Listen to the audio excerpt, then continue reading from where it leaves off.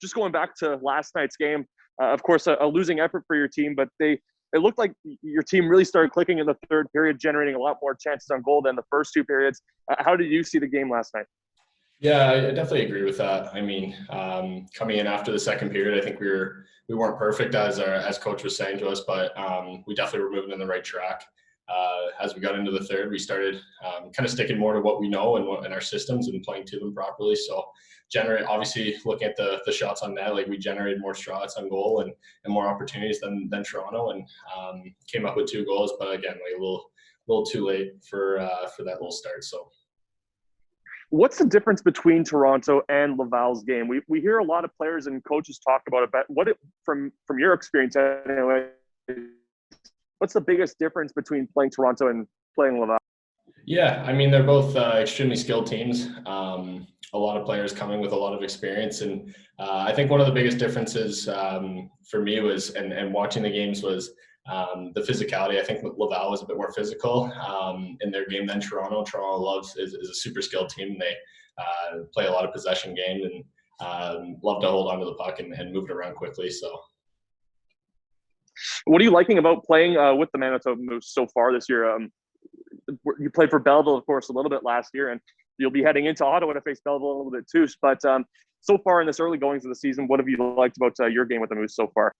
Yeah, no, I mean, coming in, obviously, again, I'm still really young in this pro career, and it's nice. I mean, we have some older guys on the team like Jimmy and Johnny, and these guys who are really helping kind of me in the defense aspect of it, kind of moving through the stage of the game and knowing the systems. And I mean, it's such a good group of guys who are, I mean, easy to talk to anyone, easy to sit down and just have a chat, have a laugh. And I mean, things are starting to click for us. And obviously we have a few games that we would have liked to have back, but I think we're moving in the right direction.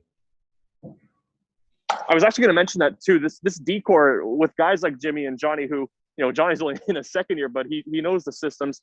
Guys like Leon too. What's this decor like for you as well? There's also some highly talented and highly skilled players too, with first round pick Billy Haynola, second round pick Dylan Sandberg. Just a lot of talent on this decor too, I'm guessing.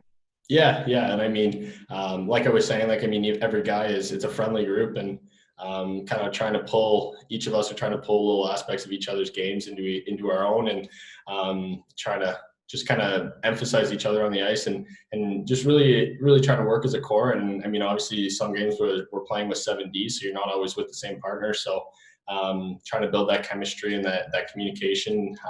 So it's been good. I mean, there's so much talent back there. It's just learning everyone's games and trying to just play into them more.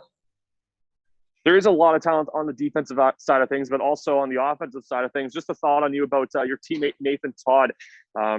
He's gone on quite a run here with an 8-game point streak.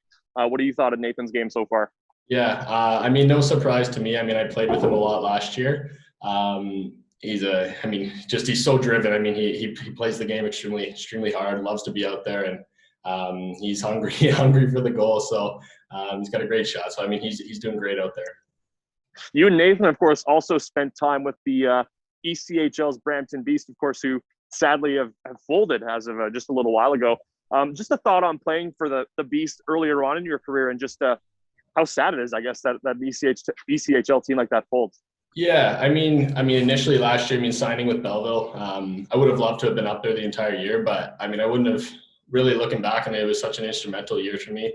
I learned so much down there, and the staff and the guys down there, and I mean, obviously playing with Totter, and it's super sad. I mean, there were so many great people who worked down there, and the fans who came out, but I mean, for me personally, it was an awesome and an amazing year for me. So I mean, I wouldn't have traded it for anything.